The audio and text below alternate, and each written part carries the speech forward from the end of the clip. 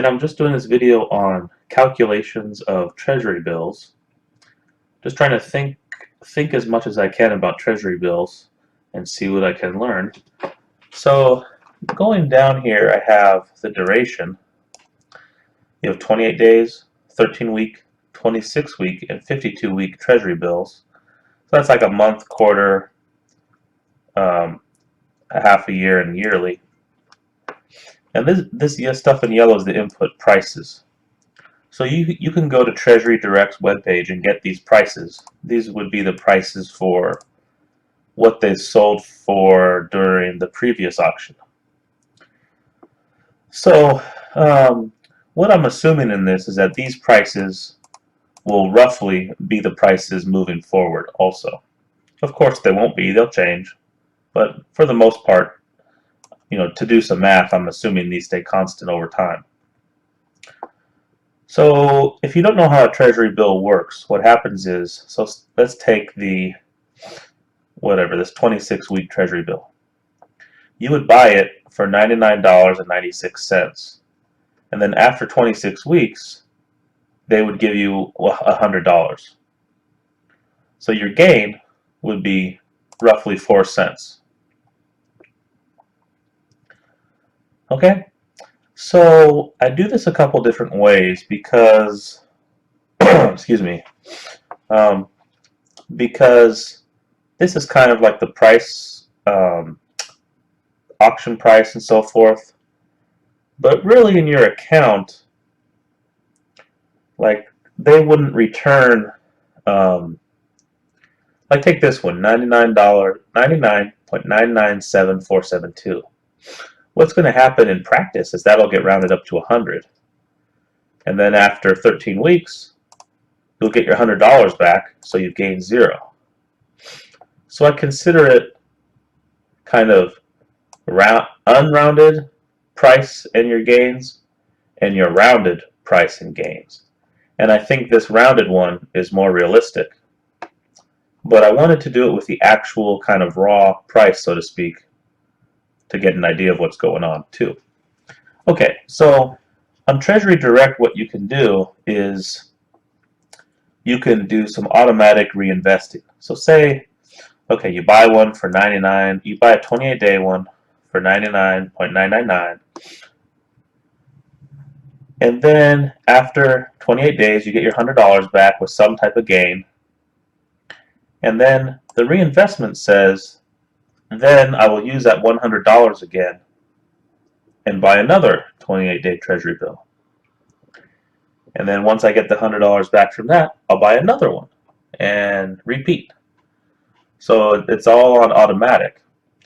And they let you do that 25 times with the 28-day Treasury bills, 7 times with the 13-week, 3 times with the half-year, and 1 time with the 52-week or the yearly.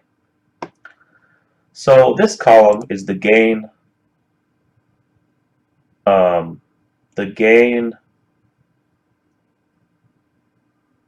with reinvestments. So if I have this gain over here, I simply add that to 25 times that gain. Okay, let's see with this one. It might be a little easier to see because the numbers aren't so small. I've already made 25 cents. I reinvest it again, and I make this 25.7 cents again. 0.257 cents again. So you add that together and you get 0.51567 cents.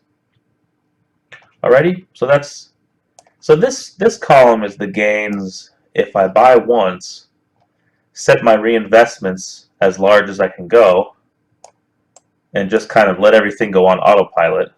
Again, it assumes these prices stay constant, which is not true, but it's just for math purposes. And then what I do is I have a ranking where 1 is the quote best, and I have a conditional formatting here that just says, okay, if the rank is 1, highlight it in green. Whoops. If the rank is 1, highlight it in green. So the rank is just, I take the gain and rank it based on the other gains. Okay? So based on all this, the one that's going to give me the largest gain with reinvestments is the 52-week Treasury bill. But now let's see what happens with more realistic prices, and that's the prices rounded. So this one rounds up to 100, this one rounds up to 100, this one rounds down to 0.96, and this one 0.74, 99.74. If I subtract these from 100, see how the gains are, overall the gains are a little larger, okay? These ones are smaller, but then these ones are larger. Reinvestment max, that doesn't change. And you have gains with reinvestments and without reinvestments. So these ones are a little larger over here. Okay, notice the winner is still the year 52-week Treasury bill, the yearly. The rank of the 26-week is the same, but notice now, see, these ranks are different here. So when you round it, the 28-day Treasury bill and the 13-week Treasury bill are tied in rank. Okay, so anyway, so I hope this helped. Just gives you kind of another way to think about your investments. Specifically in this exercise, we're looking at Treasury bills of different durations. And so what you could do is when the Treasury Direct updates these auction prices, from an auction happens and this price they post what the price is. So say this one changes now to, I don't know, 99.98, 46 or something. You can press enter and the ranks will update.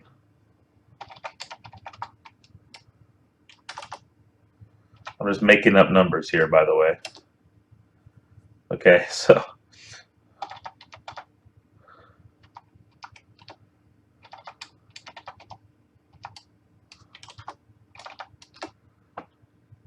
so you can just enter those new prices in and watch the rank change and just give you an idea of which one might be best, and where by best I mean the most gain with and without considering reinvestments.